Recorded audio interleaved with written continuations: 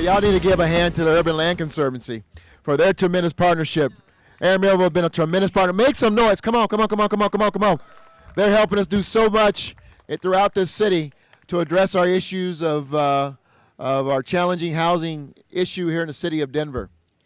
Let me just be very brief. Today, I want you to look around at what's going on here. Just take a look at this development.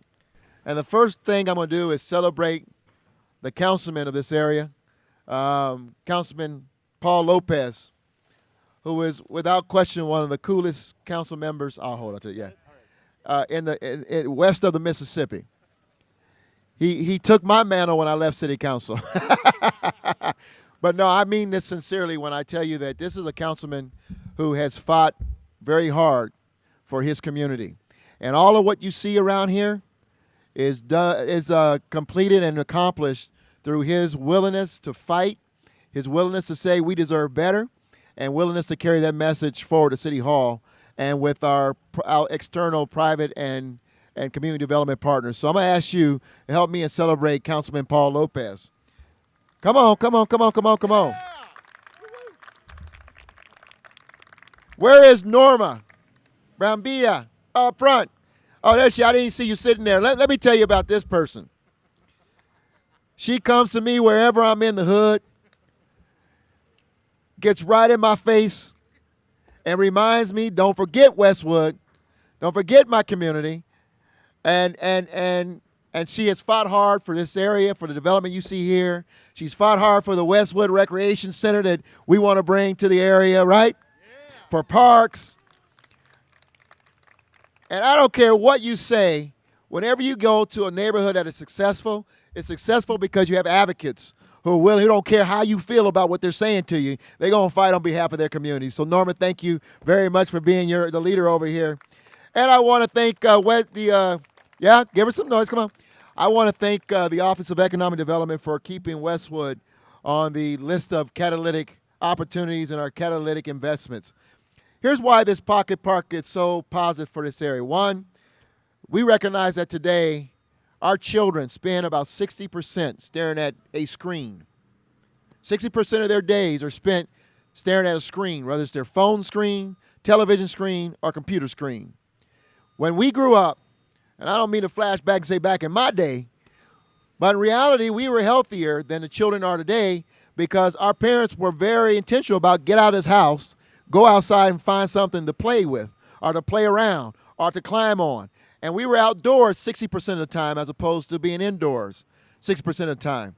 As a result, today our children in this city or around this nation, this generation of children are more obese than ever before in the history of our society. And so we want to encourage our young people to be outdoors, and this grassroots, this pocket park will hopefully contribute to the young people in this community being more excited about being outdoors. It's also wonderful because this is the result of a grassroots activity, or grassroots action.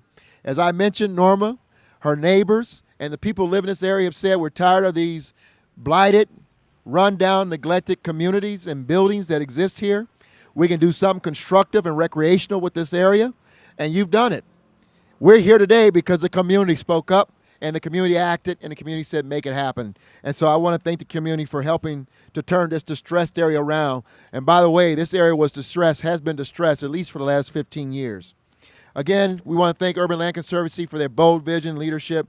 And we want to thank Wells Fargo. Anyone here from Wells Fargo Bank? Oh, sitting right up front here. We want to thank Wells Fargo for once again demonstrating their commitment to the community and for making strategic and bold investments in the area. So we're proud to partner. Financing for this effort has come through the Office of Economic Development. We're glad and proud to keep Westwood as part of our top investment priority list. And we want you to know we've heard this community loud and clear. You deserve it. You deserve to have a community that you're proud of. And you deserve to have a community that has amenities that is meant for everyone. So congratulations to you all, and I'm proud to be here with you today. Thank you, Aaron. Thank you. Thank you. Appreciate that. All right. Thank you, Mayor Hancock. Councilman Lopez, please come on up. And you already heard some great accolades, but I just want to acknowledge from ULC's standpoint, we wouldn't be here without your involvement as well. Obviously, it takes a lot of folks in the community, but your engagement and getting us involved early in this process going back 6-7 years ago was really instrumental. So thank you so much, and there you go. Thank you. Oh, you're not supposed to touch it, huh? I'm just kidding. They told me football, so I wore a Broncos thing, but I'm just kidding. This is the real football, right? This is the real football. First, I want to thank you, Aaron, and ULC. Without them coming to the table, this couldn't happen, right? And also, I want to give props to our mayor, Michael Hancock. We identified this. This has been the building that used to be here, and it was abandoned. It was blighted, not blighted just the looks, but it was just abandoned for so long, and it was just becoming a sinkhole in the neighborhood. It was dangerous. You had kids right here that were playing, and you had folks that, you had some real sad incidents that happened here, right? And just feet away from a playground, just feet away from the daycare center, and we've known about this for such a long time. But it was the Hancock administration. It was Michael Hancock with ULC, with our partners, that said, hey, let's do something about this. And it was your office and your leadership that helped get this through. As a matter of fact, in Westwood, the largest changes come through your administration.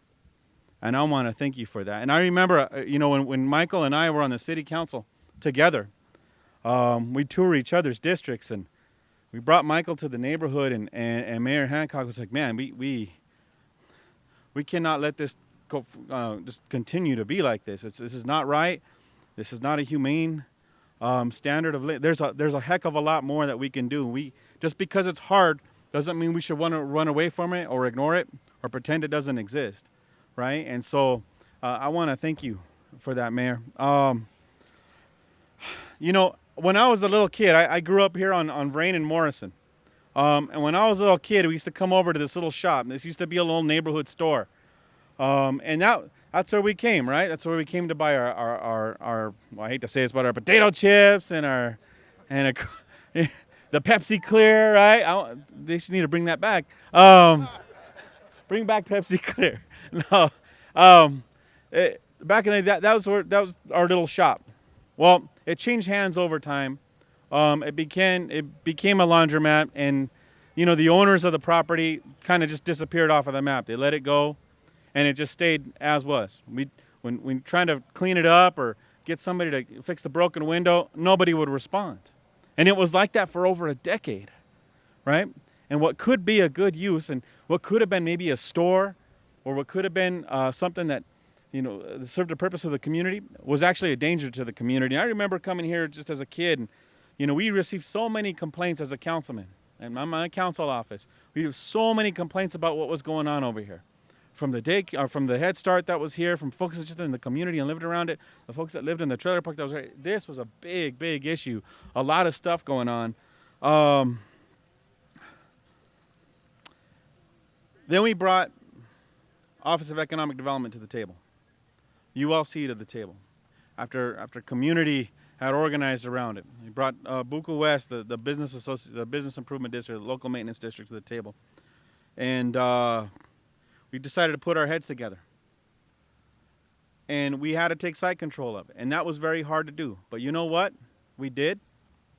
We were able to do that, and the community. We asked, what should we do with this in the interim? We know long term we maybe would want to see something, but what should we do with this? It was the community that said, we need a place, we need recreation area, we need parks, we need futsal courts, we need basketball courts, and this was built by the community. Literally. They came out the first day and started working on it. And so I'm super proud of that. This is community driven, and you're going to see that the first goal that's going to get scored is going to be by the community. And I couldn't be more proud of that. As a kid that grew up just down the street, I couldn't be more proud to see these kids to be able to play on a real court instead of a street.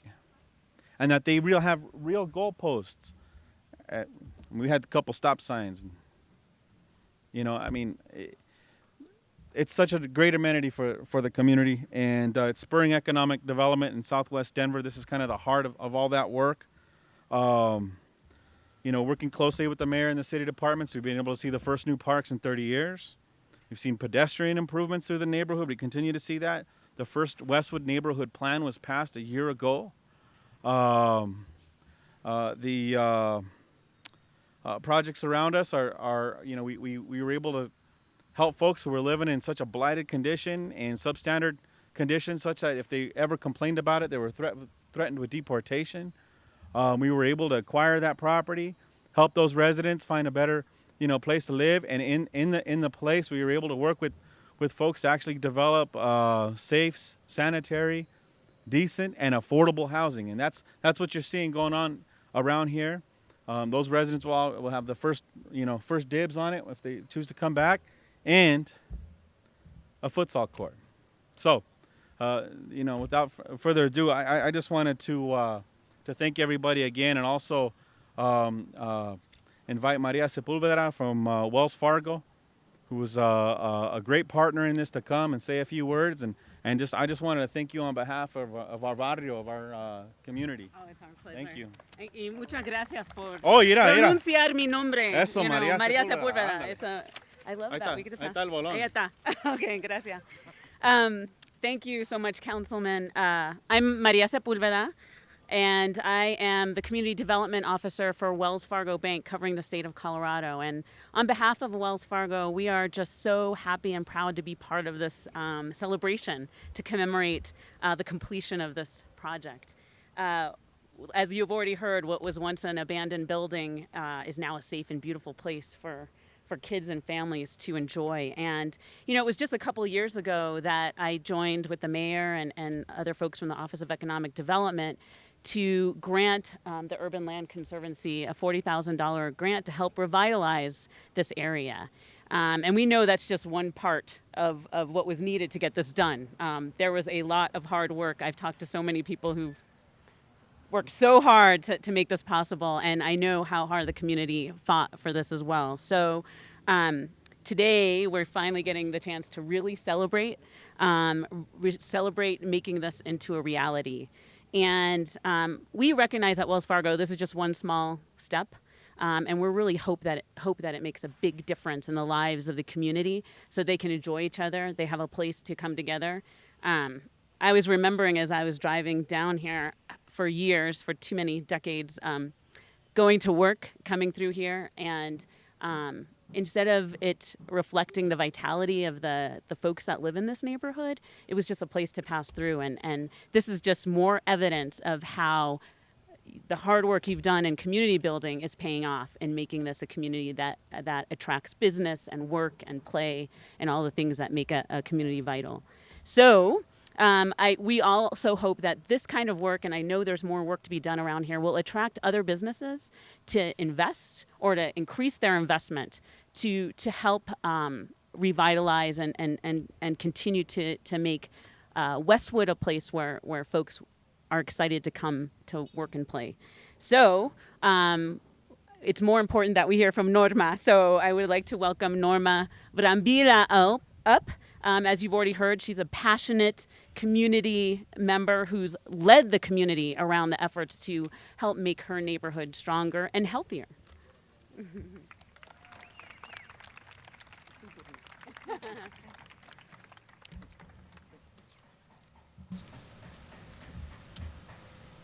No soy yo, It's not me. es Westwood. It's Westwood. Es nuestra comunidad, It's our community, nuestra gente, our people, el futuro de este vecindario. the future of this neighborhood. Yo soy el títere que se mueve por estos niños que están aquí, esta comunidad. I am just the puppet that moves for this community and for these kids that are here. Y a una persona, Raquel, que no está aquí con nosotros, And for Rachel, who is not here with us today, pero que creyó en mí. she believed in me. Y a todas las organizaciones y becas que llegan a este vecindario And all the organizations and all the grants that come into this neighborhood para cambiarlo, to change it, lograr el futuro to be able to accomplish this for the future. Una vida más activa y segura para nuestra comunidad. A more active and more safe life for our community. Necesitamos nuestro Westwood We need our Westwood. unidos. Our Westwood Unidos en la united. comunidad. United in this community. Y ante todo, gracias concejal, gracias mayor Before anything, thank you, Councilman, and thank you, Mayor, por apoyarnos, for supporting us, por darnos igualdad for giving us equality a esta comunidad. to this community. Agradezco ante todo And I thank, most of all, que sus deseos van cumpliéndose. that these desires are being fulfilled. Ahora vamos a jugar fútbol aquí, We're going to play football here, pero al soccer, rato en un centro de recreación. but soon in a rec center. Chingonzote, mijo, In a chingonzote badass para one. ustedes. No, it's fine. You have to apologize. El único que hemos deseado y lo hemos logrado. The one thing that we've desired and we're going to accomplish. Ahí vamos. We're moving forward. Les pido de corazón a toda la comunidad de Westwood, I ask with my whole heart to this community in Westwood esto es de ustedes. that this is yours. Cuídenlo, Take care of it. protéjanlo, Protect it. porque sin ustedes no se va a lograr nada. Because without you, nothing will be accomplished. Gracias. Thank you so much. Thank you. Hey, Norma, hang on. Wait.